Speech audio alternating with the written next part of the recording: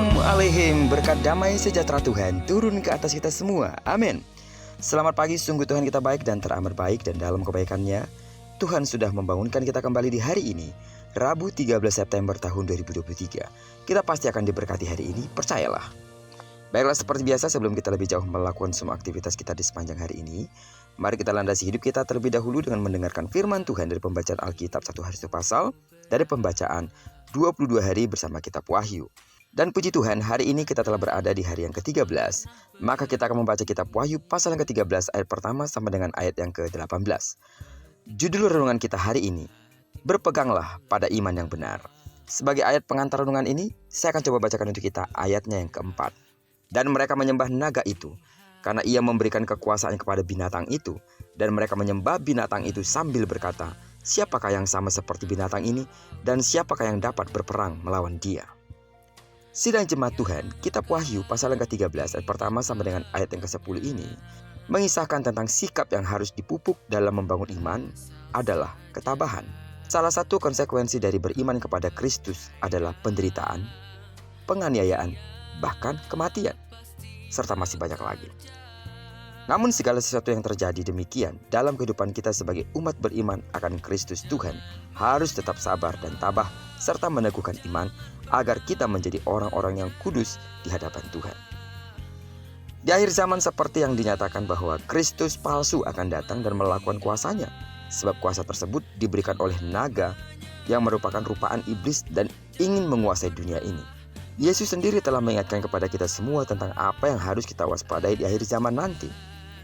Itu sebabnya dia berkata dalam kitab Matius pasal yang ke-24 ayat yang ke-5 bahwa pada akhir zaman akan muncul orang-orang yang mengaku dirinya sebagai Mesias. Ayat 23 sampai dengan ayat yang ke-24. Mesias palsu itu akan berpenampilan layaknya Mesias yang sejati. Dan dari penampilannya akan meyakinkan dunia bahwa dia adalah Mesias yang datang.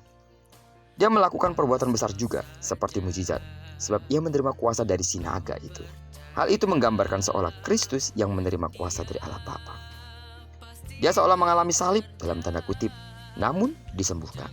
Sehingga hampir-hampir sulit dibedakan dari Kristus yang menderita dan mati di salib, tetapi dibangkitkan. Banyak orang akan mengaku, siapakah yang sama seperti binatang ini? Siapakah yang dapat berperang melawan dia? Oleh karena Kristus palsu inilah banyak orang menyembah si naga yang dalam arti adalah bapa yang palsu. Ini yang harus saudara pahami, bahwa ada yang membedakan binatang dari laut sebagai Mesias palsu daripada sang Mesias yang sejati. Pertama, kuasanya yang menurut pengakuannya didapat dari si naga dan yang ternyata digunakan dengan cara kekerasan dalam menaklukkan pengikut sejati Allah.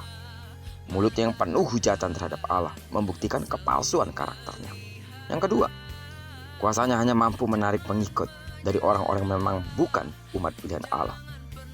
Percayalah, pengikut Kristus yang sejati, yang menambatkan hatinya kepada kebenaran firman, hidup dalam pimpinan Roh Kudus, tidak akan pernah tersesat, atau tidak akan pernah dapat tertipu, bahkan tidak akan terkagum pada hal-hal yang besar yang penampilannya meyakinkan, tapi sebenarnya itu adalah kepalsuan. Kenapa demikian? Karena ada Roh Kudus yang memagari kita. Amin.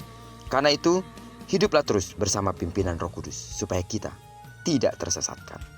Selama kita bergantung kepada Tuhan, hidup dalam kebenaran firman Tuhan, dan firman Tuhan menyala dalam hidup kita, maka apapun yang ditawarkan oleh dunia dalam segala tipu dayanya, mujizat-mujizat yang mungkin spektakuler, jika memang itu tidak berasal daripada Tuhan, hatimu akan tergerak untuk menolaknya.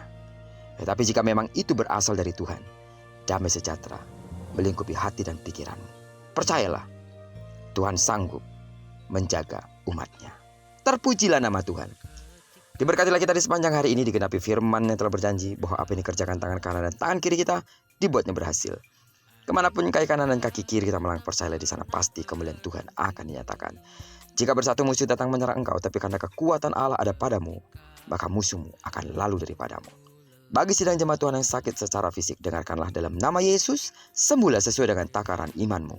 Diberkatilah kita bersama dengan orang-orang yang kita kasihi, serta bersama dengan orang-orang yang kita cintai dimanapun mereka berada. Terpujilah nama Tuhan. Shalom Aleihim. Berkat damai sejahtera Tuhan turun ke atas kita semua. Amin.